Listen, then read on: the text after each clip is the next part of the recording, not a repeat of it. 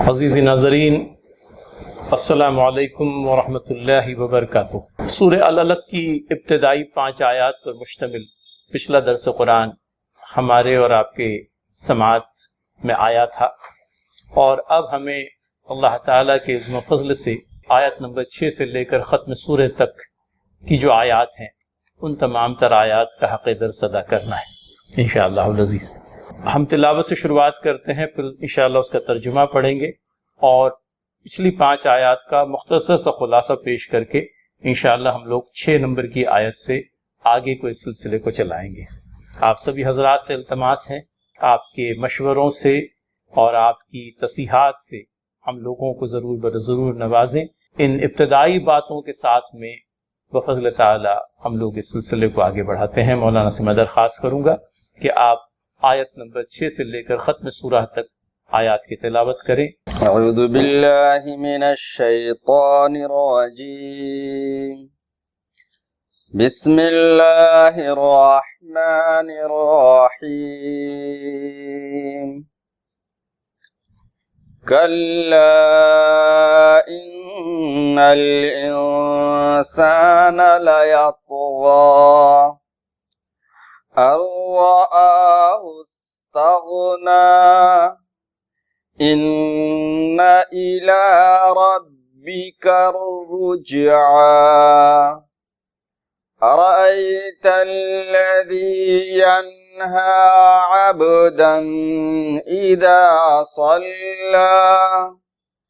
ارأیت ان کان علی الہدی او امر بالتقوی ارأیت ان کذب وتولی الم یعلم بأن اللہ یری کلا لئن لم ينتهِ لنسفعا بالناصية ناصية كاذبة خاطئة فليدع ناديه سندع الزبانية كلا لا تطعه واسجد واقترب صدق اللہ العظیم۔ ترجمہ سماعت فرما لیں۔ اعوذ باللہ من الشیطان الرجیم، بسم اللہ الرحمن الرحیم۔ ہرگز نہیں انسان سرکشی کرتا ہے اس بنا پر کہ وہ اپنے آپ کو بے نیاز دیکھتا ہے، حالانکہ پلٹنا یقیناً تیرے رب ہی کی طرف ہے۔ تم نے دیکھا اس شخص کو جو ایک بندے کو منع کرتا ہے جبکہ وہ نماز پڑھتا ہو، تمہارا کیا خیال ہے اگر وہ بندہ راہ راست پر ہو یا پرہیزگاری کی تلقین کرتا ہو؟ تمہارا کیا خیال ہے اگر یہ منع کرنے والا شخص حق کو جھٹلاتا اور منہ موڑتا ہو؟ کیا وہ نہیں جانتا کہ اللہ دیکھ رہا ہے؟ ہرگز نہیں، اگر وہ باز نہ آیا تو ہم اس کی پیشانی کے بال پکڑ کر اسے کھینچیں گے، اس پیشانی کو جو جھوٹی اور سخت خطا کار ہے۔ وہ بلا لے اپنے حامیوں کی ٹولی کو اور ہم بھی عذاب کے فرشتوں کو بلا لیں گے۔ ہرگز نہیں، اس کی بات نہ مانو اور سجدہ کرو اور اپنے رب کا قرب حاصل کرو۔ صدق اللہ العظیم۔ اب محترم حاضرین، ایک ہدایت یہ بھی ضروری ہے کہ سورہ العلق کی آخری آیت آیت سجدہ ہے، لہٰذا اس درس کو سننے سے فارغ ہو جانے کے بعد میں آپ سبھی حضرات سجدہ تلاوت ادا کریں تاکہ آیت سجدہ کا ہم پر جو حق ہے اس کی ادائیگی ہو سکے۔ تو اس ہدایت کو بالخصوص ذہن میں رکھیں اور درس کے خاتمے پر انشاءاللہ العزیز آیت سجدہ کا حق ادا کرتے ہوئے سجدہ تلاوت ادا کریں۔ مولانا ترجمہ اور عربی متن ہم لوگوں کے سامنے آیا ہے اور آپ معین بھائی کے ساتھ میں پچھلے درس میں شامل رہے ہیں۔ تو وہ جو 5 آیات، ابتدائی 5 آیات جو پچھلی مرتبہ ہمارے درس میں رہی ہیں، ان کا اگر کچھ مختصر سا خلاصہ آپ پیش کر دیں تو ہم لوگوں کو آگے بڑھنے میں آسانی رہے گی۔ میں سمجھتا ہوں کہ ان 5 آیات میں اللہ تعالیٰ نے ان احسانات کا تذکرہ فرمایا ہے جو بنی نوع انسان پر اللہ تعالیٰ نے کیے ہیں، لیکن کچھ وضاحت اس کی ہو جائے تو ہمارے ناظرین کے لیے بھی گویا کہ ایک پچھلے درس کو ریفریش کرنے کا باعث ہو جائے گا۔ یہ جو 5 آیتیں ہیں سورہ علق کی،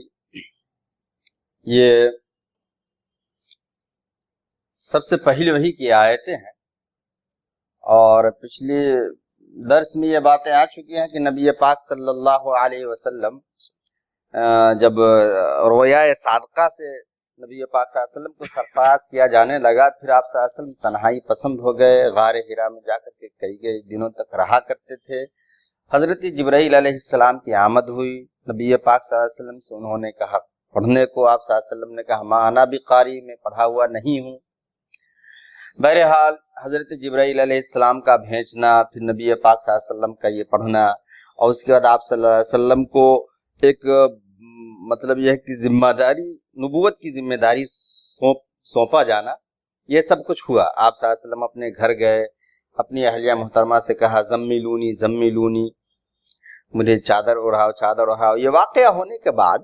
آپ صلی اللہ علیہ وسلم پہ وحی کا سلسلہ کئی دنوں تک، کئی مہینوں تک موقوف رہا۔ گویا کہ اس وحی کے نزول کے ساتھ میں اللہ تعالیٰ نے اپنا آخری ہدایت نامہ نبی کریم صلی اللہ علیہ وسلم پر نازل کرنے کا سلسلہ شروع کیا، اور قرآن کریم ابدی روز ابد تک ہمارے لیے ایک ہدایت نامہ اللہ تعالیٰ کی طرف سے۔ یہ احسان عظیم، گویا کہ اس احسان عظیم کے کرنے کی شروعات سورہ العلق کی ابتدائی 5 آیات سے ہوئی، ہم یہ کہیں تو مناسب ہوگا، میں سمجھتا ہوں۔ مولانا اس کے بعد میں اللہ تعالیٰ نے تعلیم بالقلم والی بات بھی کہی ہے کہ ہم نے انسان کو قلم کے ذریعے سے علم سکھایا۔ تو قلم کے سلسلے میں بھی آپ لوگوں نے بڑی عمدہ باتیں پچھلی مرتبہ اپنے درس میں بیان کی تھی، اور مجھے یاد پڑتا ہے کہ اس وقت کے قلم سے لے کر آج قلم کی جو موجودہ صورت ہے اس پر بھی آپ لوگوں نے ماشاءاللہ خاصی روشنی ڈالی تھی۔ تو قلم جو ہے اللہ تعالیٰ کی طرف سے ایک دوسرا احسان ہے، تعلیم بالقلم، تعلیم قلم کے ذریعے سے۔ یہ میں سمجھتا ہوں ایک اور احسان ہے جس کا اس سورے کے اندر میں اللہ تعالیٰ نے تذکرہ فرمایا ہے۔ اور علم الانسان ما لم یعلم، کہ انسان کو وہ علم دیا جس سے انسان واقف نہیں تھا۔ تو گویا کہ ان آیات کے اندر میں اللہ تعالیٰ نے بنی نوع انسان پر، اور خصوصیت کے ساتھ میں اگر ہم سمجھ لیجئے اس پرٹیکولر مقام کو ذہن میں رکھیں جہاں نزول قرآن کی شروعات ہوئی تھی، مکہ معظمہ، وہاں کے لوگوں کو گویا کہ چونکہ اولین مخاطب مشرکین مکہ ہی تھے، لہٰذا یہ احسانات کا تذکرہ خصوصیت کے ساتھ میں ان کے سامنے کیا گیا، اور ان احسانات کے علی الرغم ان کا طرز عمل کیا تھا، میں سمجھتا ہوں اس کی نشاندہی اگلی آیات کے اندر میں ہو رہی ہے۔ تو اگر ہم ابتدائی 2 آیت نمبر 6 اور 7 کو ساتھ کر لیں تو کم وقت میں ہم لوگ زیادہ باتوں کا احاطہ انشاءاللہ کر پائیں گے۔ 6 نمبر کی آیت ہے، ہرگز نہیں انسان سرکشی کرتا ہے اس بنا پر کہ وہ اپنے آپ کو بے نیاز دیکھتا ہے، حالانکہ پلٹنا یقیناً تیرے رب ہی کی طرف ہے۔ تو یہ جس بات کا سرکشی جو بات آئی ہے کہ یہ سرکشی کیا ہے، اور اس وقت کے مشرکین مکہ کی سرکشی کیا تھی، اگر اس ضمن میں کوئی وضاحت ہو جائے تو میں سمجھتا ہوں ناظرین کے لیے بہتر ہوگا۔ ہمارے سامنے وہ احسانات آئے جو اللہ تعالیٰ نے مشرکین مکہ پر، اور یوں کہہ لیجئے کہ ساری کی ساری انسانیت پر کیے، لیکن ان احسانات کا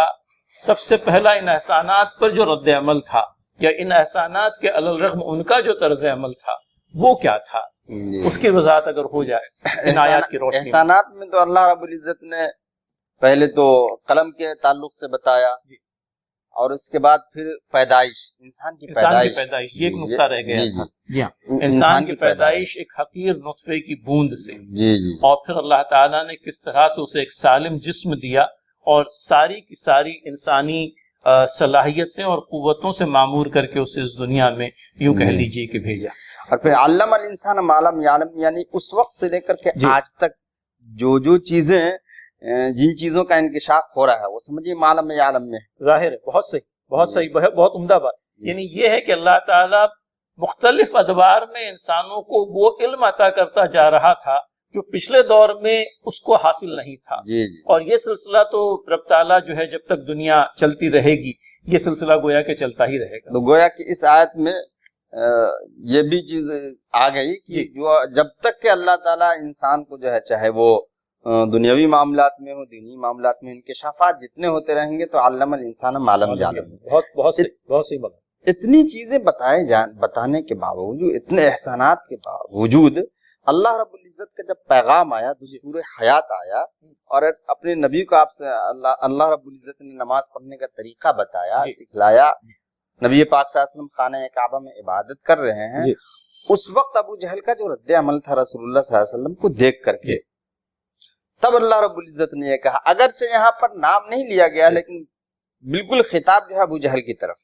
وہ احادیث بھی تو ہیں جن میں ہمیں باقاعدہ ابو جہل کے نام کی تصریح ملتی ہے۔ ابو ہریرہ رضی اللہ تعالیٰ عنہ کی وہ روایت اگر ہمارے ناظرین کے سامنے آپ لے آئیں تو میں سمجھتا ہوں کہ یہاں سے جس شخص کا تذکرہ شروع ہو رہا ہے یا آئندہ آیات میں جس شخص کا تذکرہ آنے جا رہا ہے اس کے طرز عمل کی وضاحت ہو جائے گی۔ جی دو احادیث اس طور پہ آتی ہیں، ایک تو یہ ہے کہ نبی پاک صلی اللہ علیہ وسلم کو منع کیا ابو جہل نے کہ دیکھو اس طریقے سے عبادت نہیں کرو، گویا کہ آپ صلی اللہ علیہ وسلم حرم مکہ میں نماز ادا کر رہے تھے اور ابو جہل نے آپ کو نماز سے روکا اور کہا کہ اس طرز عبادت پر تم عبادت نہ کرو۔ پھر بھی آپ صلی اللہ علیہ وسلم نے عبادت کیا تو اس نے کہا آئندہ اگر دیکھ لیا میں محمد کو اس طریقے سے عبادت کرتے ہوئے تو گردن پہ پاؤں رکھ دوں گا۔ ایک روایت تو یہ آتی، پھر وہ قدم آگے بڑھایا بھی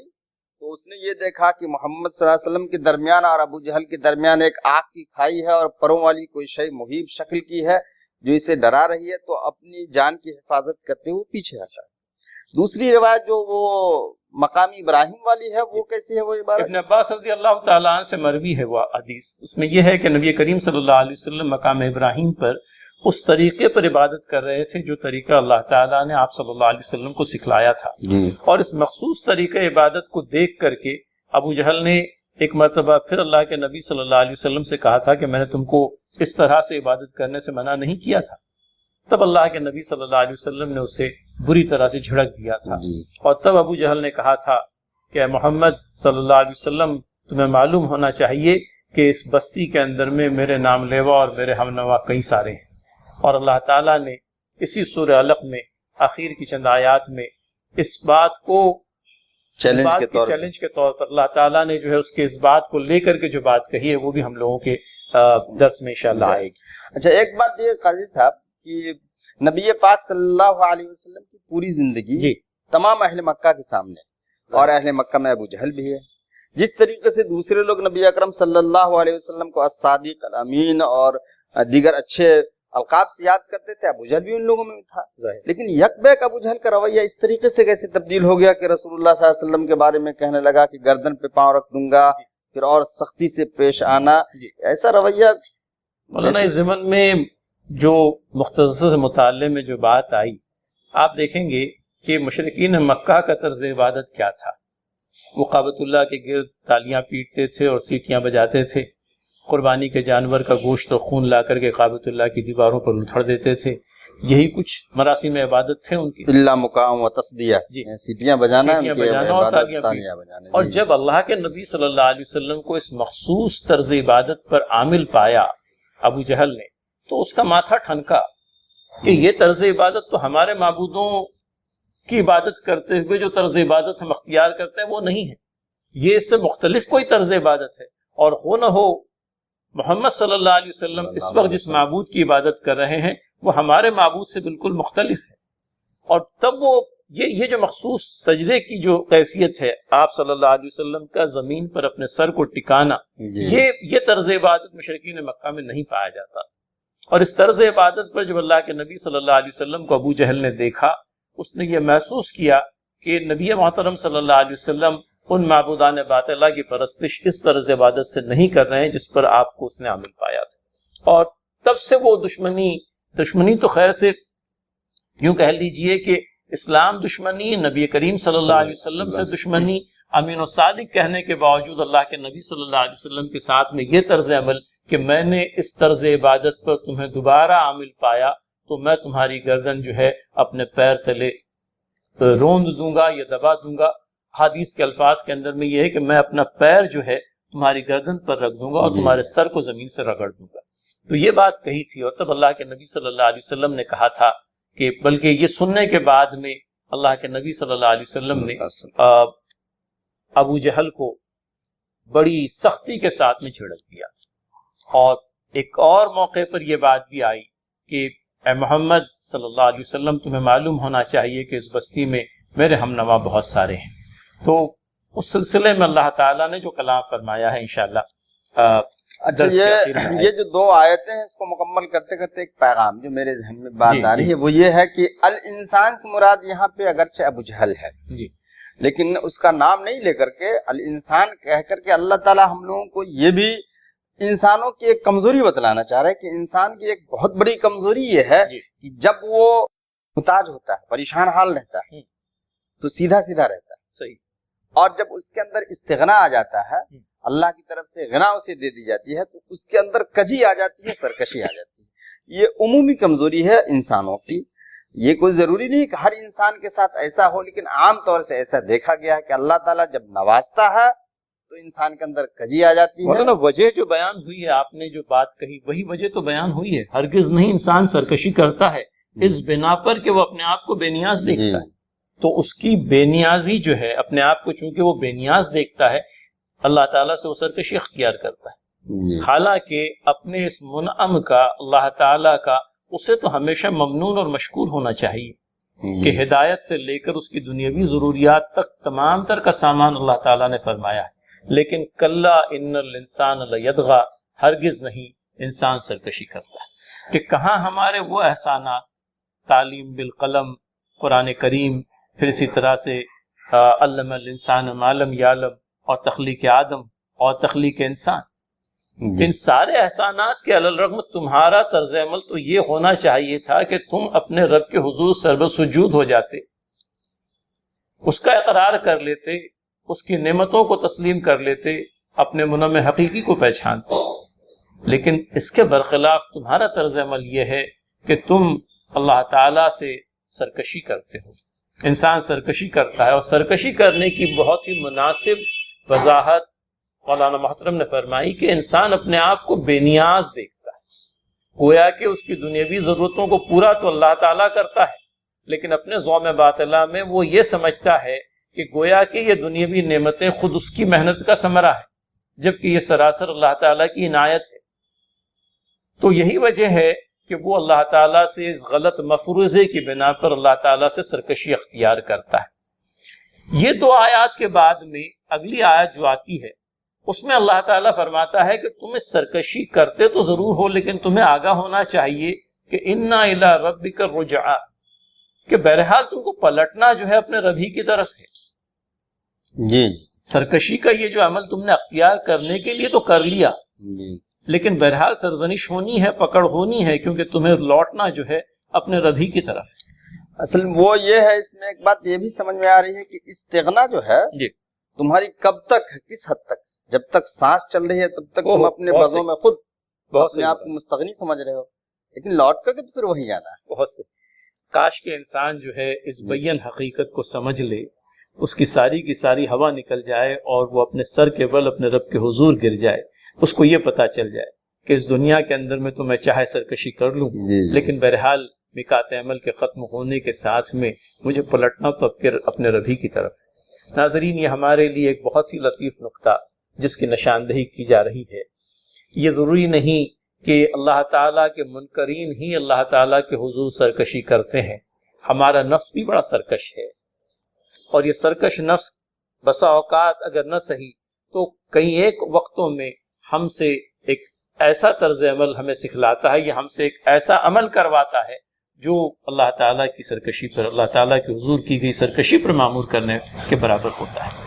تو اس سے ہوشیار رہنے کی ضرورت ہے کہ بہرحال ہمیں لوٹنا اللہ تعالیٰ ہی کی طرف ہے، اور اللہ تعالیٰ کے حضور ہماری تمام تر سرکشیوں کے لیے ہم کو جواب دہ ہونا ہے. لہٰذا اللہ تعالیٰ ہمیں اس کی عبادت کا طرز عمل اختیار کرنے کی توفیق دے، اور اس کے حضور سرکشی کرنے سے بچنے کی توفیق دے. اس آیت میں ایک نقطہ یہ بھی سمجھ میں آ رہا ہے کہ یہاں جو ہے ابو جہل کا ذکر ہونے کے بعد آگے جو آیت ہے اِنَّ إِلَىٰ رَبِّكَ الرُّجْعَىٰ، کاف جو ہے یہ خطاب نبی پاک صلی اللہ علیہ وسلم کی طرف، حالانکہ یہ بھی ہو سکتا تھا کہ ان الی ربہ الرجع، کہ بے شک ابو جہل کو ابو جہل کے رب کی طرف لوٹنا ہے، لیکن ہا ضمیر نہیں لا کر کے کاف ضمیر لا رہے ہیں اللہ تعالیٰ کہ بے شک اس کا لوٹنا ہے، تو ہر ایک کا لوٹنا، لیکن اصل معاملہ وہاں یہ چل رہا کہ بے شک اس کا لوٹنا تیرے رب کی جانب۔ اس سے صاف ظاہر ہے کہ نبی پاک صلی اللہ علیہ وسلم کو تسلی بھی دی جا رہی ہے کہ اگر تمہارے ساتھ سختی ہے تو گھبراؤ نہیں، لوٹ کے تو میرے ہی پاس آنے والا ہے۔ بہت صحیح، بہت مناسب۔ میں سمجھتا ہوں یہ ایک اور تشریحی نقطہ جو آنے کے ساتھ میں اس آیت کی مناسب وضاحت ہمارے ناظرین کے سامنے آ گئی ہے۔ میں سمجھتا ہوں اگلی دو آیات کو ہم لوگ اگر ساتھ میں لے لیں، اس میں آرائیت الذی ینہا، تم نے دیکھا اس شخص کو جو ایک بندے کو منع کرتا ہے، اذا صلی، جب کہ وہ نماز پڑھتا ہو۔ تو مولانا یہ میں سمجھتا ہوں اب ٹھیک ہم اس حدیث پر آ رہے ہیں جس میں ابو جہل نے اللہ کے نبی صلی اللہ علیہ وسلم جس کی روح سے ہے، جس کی روایت میں یہ بات آتی ہے کہ نبی محترم صلی اللہ علیہ وسلم کو اس نے نماز پڑھنے سے حرم مکہ میں روکا تھا۔ اللہ تعالیٰ نام لیے بغیر اس منکر حق کا یہاں تذکرہ فرماتا ہے اور کہتا ہے کہ اللہ تعالیٰ سے جڑ جانے کا جو بہترین طریقہ جس پر اللہ کے نبی صلی اللہ علیہ وسلم عامل تھے، اس طرز عبادت کو اختیار کرنے سے روکنا اور منع کرنا، اس پر اللہ تعالیٰ نے سرزنش فرمائی ہے۔ ارشاد باری تعالیٰ ہے، تم نے دیکھا اس شخص کو جو ایک بندے کو منع کرتا ہے جب کہ وہ نماز پڑھتا ہو۔ تو یہ تو ایک کریکٹر آیا، یہ ایک کردار آیا جو نبی محترم صلی اللہ علیہ وسلم کا تھا۔ اور اس کے بعد کی جو دو آیات آ رہی ہیں وہ بھی ناظرین ہمارے سامنے رہے۔ اس میں میں پہلے ان دو آیات کے ترجمے کو مولانا پڑھ دوں تو بات جو ہے مکمل ہو جائے گی اور صاف ہو جائے گی۔ تمہارا کیا خیال ہے اگر وہ بندہ راہ راست پر ہو یا پرہیزگاری کی تلقین کرتا ہو، اور تمہارا کیا خیال ہے اگر یہ منع کرنے والا شخص حق کو جھٹلاتا ہو اور منہ موڑتا ہو؟ اب گویا کہ فیصلہ یہ دو طرز عمل کو جو لوگ دیکھ رہے ہیں ان کو جتلایا جا رہا ہے کہ ایک شخص تو وہ ہے جو نماز پڑھ کر کے راست روی پر قائم ہونے کا اظہار کر رہا ہے، لائق پرستش ذات صرف اور صرف اللہ وحدہ لا شریک کی، اور راہ راست پر قائم وہی لوگ ہیں جو در حقیقت اپنے رب حقیقی کو پہچان گئے ہیں اور اس کے حضور مراسم عبودیت بجا لاتے ہیں۔ تو وہ شخص جو عبادت کر رہا ہے اللہ تعالیٰ کی اس مخصوص طرز عمل پر جو اللہ تعالیٰ نے اس کو سکھلایا ہے، وہ راست رو ہے، اور مزید یہ کہ وہ پرہیزگاری کی تلقین کر رہا ہے۔ اور دوسری طرف وہ ہے جو اس طرز عمل پر جو شخص عامل ہے اس کو روک رہا ہے اور حق کو جھٹلاتا ہے اور منہ موڑتا ہے۔ یعنی دونوں کیریکٹر کو بتا کر کے جو سادہ لو اور کلین مائنڈ جو لوگ ہیں ان کی طرف اللہ نے یہ رکھ دیا کہ اب تم بتاؤ کہ کون بہتر ہے اور کون برا ہے۔ یہاں جو اذا صلی سے ایک بات یہ بھی سمجھ میں آتی ہے کہ گویا کہ نماز کے جو حرکات و سکنات ہے نبی پاک صلی اللہ علیہ وسلم کو اللہ نے بتایا، اس لیے کہ ابھی آیات نازل ہی ہو رہے ہیں، اور جو آیاتیں نازل ہو چکے ہیں اس میں نماز پڑھنے کا طریقہ نہیں بتایا گیا۔ اس سے یہ بھی پتہ چلتا کہ وحی کی دو قسمیں ہیں، ایک وحی مطلوع جو قرآن کی شکل میں، ایک وحی غیر مطلوع جو نبی پاک صلی اللہ علیہ وسلم پہ الہام کیے جاتے تھے، اور نماز کا طور طریقہ آپ صلی اللہ علیہ وسلم کو اسی طریقے سے بتایا گیا۔ تب تو ابو جہل کو یہ عبادت کا ہی طریقہ اجنبی جیسا محسوس ہوا۔ دوسری بات اس میں ایک بات یہ سمجھ میں آیا کہ عبدن کا لفظ آیا ہے، یہاں پہ نبی پاک صلی اللہ علیہ وسلم کا نام نہیں لیا ہے۔ ابھی جو سلسلہ کلام چل رہا ہے اس میں محبت اور تسلی کے کلمات کا اصل سمجھے کہ وہ تناظر پیش کیا جا رہا ہے، تو عبدن گویا کہ اللہ کے نزدیک یہ محبت والا لفظ۔ مولانا لیکن یہ مثالیں ہمیں قرآن کریم میں دیگر مقامات پر بھی ملتی ہیں جبکہ اللہ تعالیٰ نے نبی محترم صلی اللہ علیہ وسلم کے لیے عبد کا لفظ لایا ہے۔ سورہ اسراء کے اندر میں بھی ہم دیکھیں سبحان الذی اسری بعبدہ، تو وہ بھی، اور سورہ کہف کے اندر میں بھی قرآن کریم کے نزول کے سلسلے الحمدللہ پہلے ہی آیا۔ تو یہ ایک مخصوص اسلوب ہے، یوں سمجھ لیجئے قرآن کریم کا، کہ نبی محترم صلی اللہ علیہ وسلم کو نام سے مخاطب کرنے کی بجائے اللہ تعالیٰ نے اپنے محبوب کو بندے کے لفظ سے مخاطب فرمایا ہے. تو یہاں پر بھی عبد یہ لفظ آیا. عبدیت کی جو صفت ہے اللہ کے نزدیک بہت محبوب ہے. ہاں یعنی انسان اگر بہت صحیح مولانا یہ جب ہم یہ کہتے ہیں کہ اصل نام نہ لیتے ہوئے بندہ، اس لفظ کا استعمال اللہ تعالیٰ نے فرمایا ہے، اور یہ اللہ تعالیٰ کی محبت کا اظہار ہے بندے کے تعلق سے، تو ہمیں اس سے بالکل بجا طور پر یہ بات یہ نتیجہ اخذ کیا جا سکتا ہے کہ عبدیت جو ہے وہ اللہ تعالیٰ کو محبوب ہے، اور وہ تمام جو اللہ تعالیٰ کے بندے ہیں اللہ تعالیٰ ان سے محبت رکھتا ہے. اور مولانا یہ بات بھی تو آتی ہے کہ رحمت الہی یوں کہہ لیجئے کہ صرف انہی لوگوں تک محدود نہیں ہے جو اللہ تعالیٰ پر ایمان رکھتے ہیں، بلکہ وہ جو اللہ تعالیٰ کے منکر ہیں ان پر بھی دنیاوی اعتبار سے اللہ تعالیٰ اپنی رحمتیں فرماتا ہی رہتا ہے. بلکہ دنیاوی اعتبار سے اگر ہم دیکھیں تو کبھی موازنے میں یہ بات بھی آتی ہے کہ دنیاوی اعتبار سے وہ لوگ زیادہ نوازے گئے ہیں جو اللہ تعالیٰ کے انکاری ہیں، اور جو اللہ تعالیٰ پر ایمان لانے والے ہیں اللہ تعالیٰ نے ان کے لیے آخرت کا بیش از بیش سامان کر رکھا ہے. اور ہم نے اس سے پہلے کئی ایک دروس میں یہ بات سنی ہے کہ دنیا کے آخرت کے مقابلے میں دنیا کی کوئی حیثیت ہی نہیں، دونوں کا کوئی موازنہ ہی نہیں، بلکہ آخرت جو ہے وہ اس کے سامنے دنیا بالکل ہیچ معلوم پڑتی. تو مولانا ہم لوگ آگے کی آیات پر چلتے ہیں. اس میں جو نماز پڑھنے والا شخص ہے اس کا طرز عمل اور نماز سے روکنے والا شخص اس کا طرز عمل، یہ دونوں طرز عمل آ گئے. میں ناظرین کو ریفریش کرنے کے لیے ایک مرتبہ پھر ان 5 آیات کو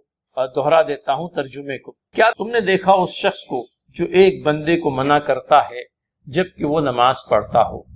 اب اس نماز پڑھنے والے شخص کی صفات کا تذکرہ ہے. تمہارا کیا خیال ہے اگر وہ بندہ راہ راست پر ہو یا پرہیزگاری کی تلقین کرتا؟ تو نبی محترم صلی اللہ علیہ وسلم کے تعلق سے یہ کہ وہ راہ راست پر ہیں اور یہ کہ وہ پرہیزگاری کی تلقین کرتے ہیں. خدا ترس نہیں تھا وہ معاشرہ مولانا، وہاں پر جو ہے مظلومین کو تمام تر حقوق سے محروم کر دیا گیا تھا،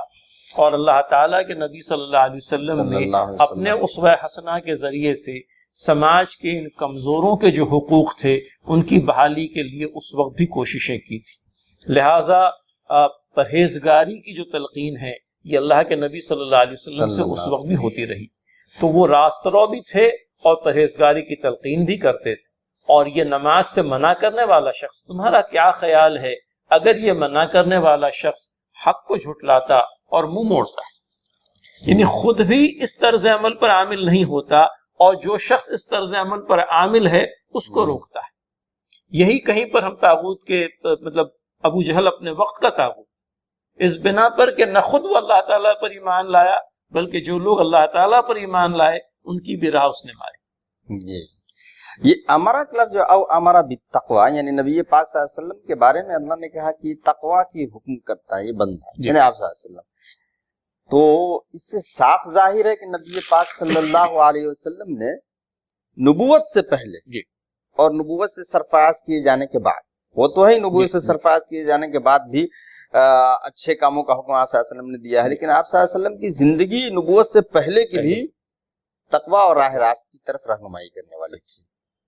اور یہی وجہ ہے کہ یہ 2 صفات سے اللہ تعالیٰ نے اپنے محبوب کو ان آیات کے اندر میں یاد فرمایا ہے صلی اللہ علیہ وسلم. تو یہ 2 طرز عمل سامنے آنے کے بعد میں اب اللہ تعالیٰ اس شخص کی خبر لے رہا ہے. علم یعلم بان اللہ یرا، کیا وہ نہیں جانتا کہ اللہ دیکھ رہا ہے؟ تو اللہ دیکھ رہا ہے مولانا، اس میں کسے دیکھ رہا ہے؟ جی یہاں ایک عام بات ہے. جی اب یہ ہے کہ دیکھیے عام بات کہنے میں جو ہے یہ زیادہ بلاغت ہے اس میں کہ کیا وہ نہیں جانتا ہے کہ اللہ دیکھ رہا ہے. ایک تو یہ احساس ہے کہ وہ جو غلطی کر رہا ہے کیا وہ اس کو احساس نہیں ہے کہ اس کی غلطی کو اللہ دیکھ رہا ہے. اور ایک یہ بھی ہو سکتا ہے کہ کیا اسے معلوم نہیں ہے کہ یہ جو اس کا نیک بندہ عبادت کر رہا ہے اللہ اسے دیکھ رہا ہے، یعنی اللہ اسے دیکھ رہا ہے. تو اس حساب سے کہا جا رہا ہے کہ تم اپنی غلطیوں سے باز آ جاؤ. اور یہ جو نیک صفت بندے کو اللہ دیکھ رہا ہے اس کا مطلب یہ نہیں کہ اس کو بے یار و مددگار چھوڑ دے گا، بلکہ اللہ اس کی حمایت کرے گا. تو یہ دونوں یہ کہ ایک مظلوم اللہ تعالیٰ کے سامنے ہے اور ایک ظالم اللہ تعالیٰ کے سامنے ہے، اور اللہ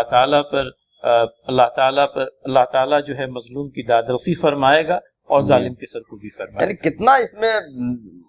لطیف پیرایا بیان کر دیا گیا، بین اللہ یرا، اللہ دیکھ رہا ہے۔ اگر یہ کہا جاتا ہے کہ اللہ اس کو دیکھ رہا ہے یا ان کو دیکھ رہا ہے تو پھر معاملہ وہ لطافت نہیں آتی اسی، یعنی اللہ دیکھ رہا ہے، اسے بھی دیکھ رہا ہے اور اسے بھی دیکھ رہا ہے۔ محترم ناظرین، ایک بات اسرار کے ساتھ میں کہنا چاہوں گا، یہ درس قرآن کی محفل محض ہمارے درس قرآن دینے تک محدود رہ جائے، یہ ہمارا منشا بالکل بھی نہیں ہے، بلکہ قرآن فہمی کا ذوق ہمارے سننے والوں کے اندر میں پیدا ہو جائے، وہ در حقیقت اس تذکیری محفل کا منشا ہے۔ لہٰذا ناظرین، اپنے علم میں مزید پھیلاؤ لانے کے لیے اس درس کے خاتمے کے بعد آپ بھی اپنے طور پر ان آیات قرآنی پر غور و تدبر فرمائیں۔ اللہ تعالیٰ اپنے فضل سے ہم لوگوں کے لیے قرآن کو سمجھنا، اس پر عامل ہونا، اس کے اسرار و رموز سے واقفیت حاصل کرنا اپنے فضل سے ہمارے لیے ممکن کرائے، آمین یا رب العالمین۔ کلا لئن لم ینتہ لنسفعا بالناصیہ، ہرگز نہیں، اگر یہ باز نہیں آیا تو ہم اس کی پیشانی کے بال پکڑ کر کھینچیں گے۔ اب پیشانی کی صفت بیان کی گئی ہے، ناصیۃ کاذبۃ خاطیہ، کہ ایسی پیشانی جو کہ کاذبہ ہے، جھوٹی بھی ہے اور خطا کار بھی۔ تو مولانا پیشانی تو تمثیل کے طور پر ہی سمجھی جائے گی، خطا کار پیشانی تو نہیں ہوتی، آدمی جو پیشانی والا ہے وہ خطا کار ہے، وہ جھوٹا ہے۔ کبھی کبھی اور چونکہ آدمی کے اس میں پیشانی جو ہے بڑی ہی نمایاں دکھائی دیتی ہے، لہٰذا پیشانی کو لایا گیا ہے۔ اور دوسری بات یہ بھی ہے، ایک تو نمایاں دکھائی دیتی ہے، اور انسان کے جسم کا جو ہے وہ سمجھیے کہ پیشانی جو ہے بہت معزز اور مکرم جگہ ہے۔ ہاں، اور صحیح، جی ہاں، آپ کہیے جی، اس لیے کہ اگر پیشانی کے بال پکڑ کے کھینچا جائے کسی کو، ذلت اور رسوائی اس کی، صحیح، ہاتھ اور پاؤں کھینچنے کے بجائے، تو پیشانی کے بال سے مراد وہ شخص ہے۔ پیشانی کا ذکر کرنے کی وجہ یہ ہے کہ پیشانی جو ہے جسم میں وہ جگہ ہے جو زیادہ تکریم کے لائق ہے۔ مولانا مطلب آپ سے یہی سمجھنا تھا کہ چونکہ ناسیہ کا تذکرہ آیا ہے اور قرآن کریم نے ان دونوں آیات کے اندر میں لفظ ناسیہ کو لایا، اللہ تعالیٰ نے قرآن کریم کی ان دونوں آیات میں لفظ ناسیہ کو لایا ہے، تو آپ نے مناسب تشریح فرمائی کہ انسان کے جسم کے اندر میں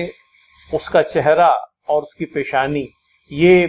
ایک ایسا حصہ ہے جو نہایت ہی قابل تکریم ہوتا ہے، اور اگر کسی کی تحقیر مقصود ہو، کسی کی توہین مقصود ہو تو اس کے سر کے بالوں کو پکڑ کر کے کھینچا جائے۔ یہاں پر در حقیقت اس شخص کی تحقیر مقصود ہے، اس شخص کی توہین مقصود ہے جس نے اللہ کے نبی صلی اللہ علیہ وسلم کے ساتھ میں وہ زیادتی کرنے والی بات کہی تھی کہ اگر میں نے تمہیں اس طرز عبادت پر دوبارہ عامل پایا تو میں اپنا پیر تمہاری گردن پر رکھ کر تمہارے سر کو زمین سے رگڑ دوں گا۔ اللہ تعالیٰ اس شخص سے مخاطب ہو کر کے کہتا ہے کہ ہم اس ظالم کی پیشانی کے بالوں کو پکڑیں گے، اسے کھینچیں گے، اس پیشانی کو جو سخت جھوٹی اور خطا کار ہے۔ قاضی صاحب، وہ ناسیہ اور کاذبہ خاطیہ، اس سے ایک بات سمجھ میں یہ بھی آتی ہے کہ نبی پاک صلی اللہ علیہ وسلم جو عبادت کا طرز اختیار کیا تھا، اللہ کی طرف سے جو بتایا گیا تھا، اس میں پیشانی کو زمین پہ رگڑنا تھا، اور ان لوگوں کے یہ عمل نہیں تھا، تو گویا کہ یہ طرز اختیار نہیں کرنے والے کی پیشانی جو ہے وہ جھوٹی اور خطا۔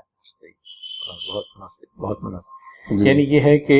ایک تو وہ شخص ہے جو اپنی پیشانی کو زمین پر رگڑ کر اللہ تعالیٰ کی بندگی کا حق ادا کر رہا ہے، اس کی کبریائی کا بیان کر رہا ہے، اس کی حمد و ثنا کر رہا ہے، اور دوسرا یہ شخص ہے جو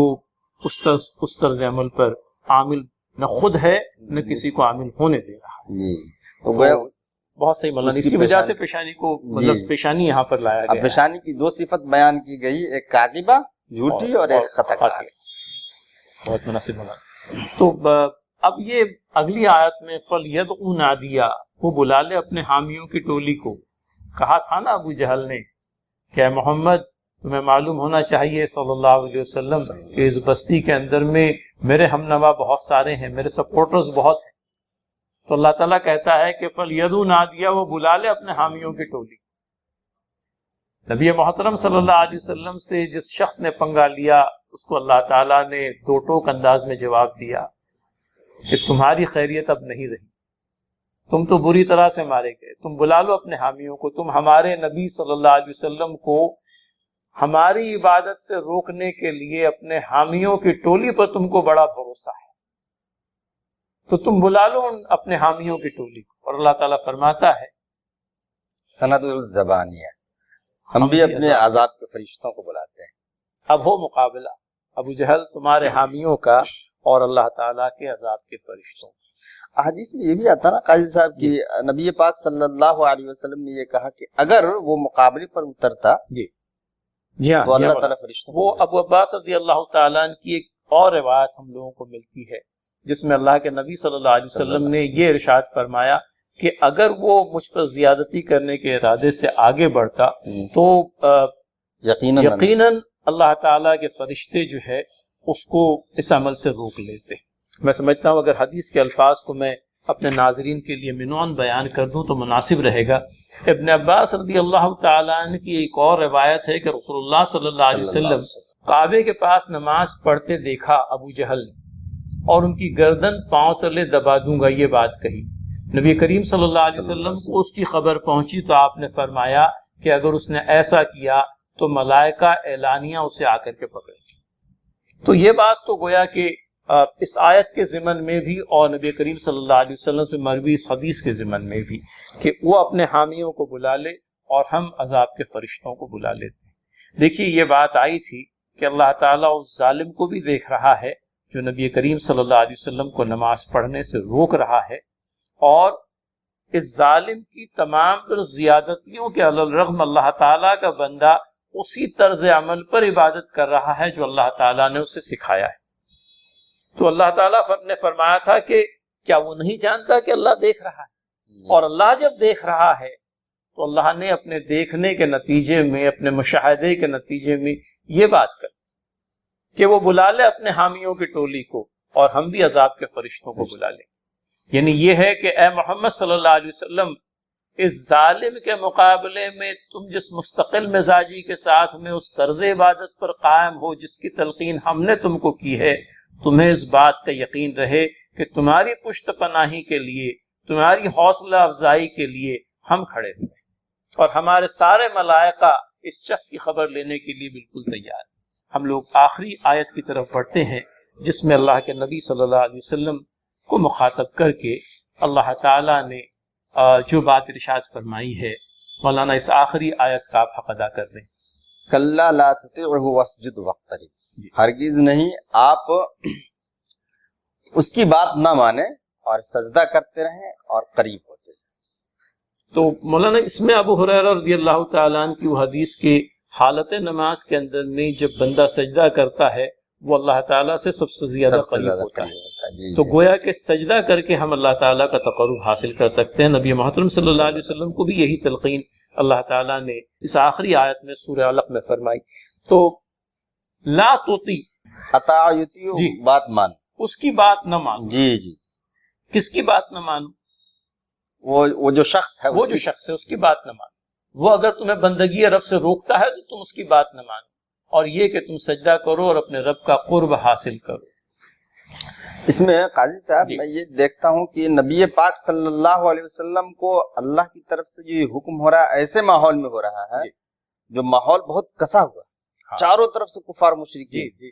آپ صلی اللہ علیہ وسلم تنے تنہا ہے یا تو چند صحابہ کرام، اس حالت میں اللہ کی طرف سے یہ حکم ہے کہ اس کی بات مت مانو۔ اس سے یہ اندازہ ہوتا ہے کہ ایمان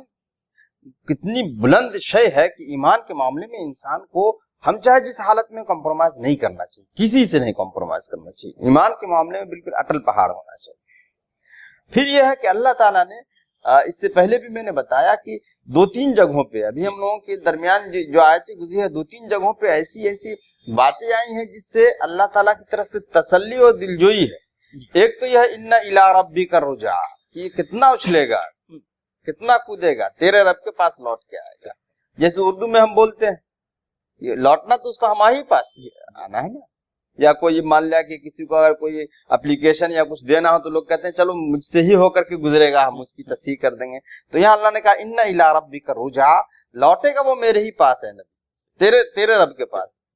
تیرے رب کے پاس لوٹے گا. یہ تیرے رب کہہ کے اللہ تعالیٰ تسلی دے رہا کہ گھبرائیے نہیں. دوسری بات یہاں بِأَنَّ اللَّهَ یرا، یہ نبی پاک صلی اللہ علیہ وسلم کو یہ کہہ گئے کہ اللہ دیکھ رہا ہے آپ کو بھی ان کو بھی، یہ بھی تسلی کی کلمات. پھر آخر میں لا تطیعوا، آپ ان کی بات نہ مانیں، چاہے جتنی سختی کریں، جتنا آپ کے ساتھ معاملہ اس کا ترش روئی والا ہو، آپ ان کی بات نہ مانیں بلکہ سجدہ کرتے رہیں. اچھا ایک بات اور مجھے یاد آئی کہ اس کو جو کھل رہی تھی جو بات، وہ سجدے والی بات، تو اللہ نے کہا وسجد، سجدہ کیجیے. عام عبادت تو بات ہے ہی، لیکن یہاں پر جو معاملہ بھی چل رہا ہے کہ اس کو نبی پاک صلی اللہ علیہ وسلم کو اس نے دیکھا سجدہ کرتے ہوئے تو اس نے سجدہ کرنے سے منع کیا. تو اللہ تعالیٰ نے کہا نہیں، بات مت مانیے اور سجدہ کیجیے. رکوع اور قیام کی بات اللہ نے نہیں کہا، سجدہ کیجیے. اس کا مطلب یہ ہے کہ یہ حالت جو ہے سجدے کی حالت اللہ سے قریب کرنے کا تو ذریعہ ہے ہی. دوسری بات یہ ہے کہ وہ منع اس چیز سے کرتا ہے تو وہی آپ کو کرنا ہے. اور وہ آپ نے بات بھی فرمائی، میں سمجھتا ہوں اختتامی کلمات کے طور پر ایک مرتبہ پھر اس بات کا اعادہ کرتا چلوں کہ اللہ تعالیٰ پر ایمان اپنے آپ میں ایک ایسی شے جس کے سلسلے میں بندہ مومن کو بہت زیادہ حساس رہنے کی ضرورت ہے، اور یہ ایمان ہی ہے جو در حقیقت یوں کہہ لیجئے کہ کفر کے بالکل برخلاف ایک عقیدہ ہے جو اللہ تعالیٰ کی طرف سے ہم لوگوں کو نصیب ہوا ہے. تو ایمان کے سلسلے میں ہمیں حساس اور متفکر رہنے کی ضرورت ہے، اور مزید یہ کہ اللہ تعالیٰ کا قرب تلاشنے کے لیے اللہ تعالیٰ نے اس کے حضور سرب سجود ہونے کی بات کہی ہے. لہٰذا اس سے پہلے کہ یہ سلسلہ ختم ہو، ہم آپ سے ایک مرتبہ پھر ناظرین درخواست کریں گے. سورہ العلق کی آخری آیت سجدہ ہے، لہٰذا اس درس کو سننے سے فارغ ہونے کے بعد میں آپ آیت سجدہ پر سجدہ تلاوت ادا کریں. سورہ العلق کی آیات نمبر 6 سے لے کر ختم سورہ تک، ان تمام تر آیات کو ہم نے اس درس کے اندر میں سمیٹنے کی کوشش کی ہے. کچھ باتیں اگر تشنہ طلب رہ گئی ہیں تو ہمارے ناظرین براہ کرم اس کی نشاندہی فرمائیں، اور ہماری تصحیح کرنے کے لیے بھی ہم آپ سے درخواست کریں گے، کیونکہ ہمارے سننے والوں کے اندر میں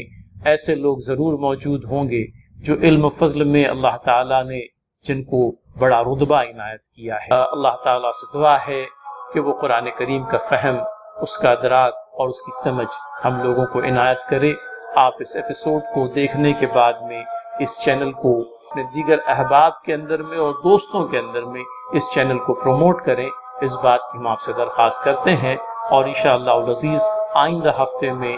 ایک اور ایپیسوڈ کے ساتھ میں آپ کے سامنے حاضر ہوں گے. لہٰذا ہمیں اجازت دیں اور دعاؤں میں ضرور شامل حال رکھیں. السلام علیکم ورحمۃ اللہ وبرکاتہ.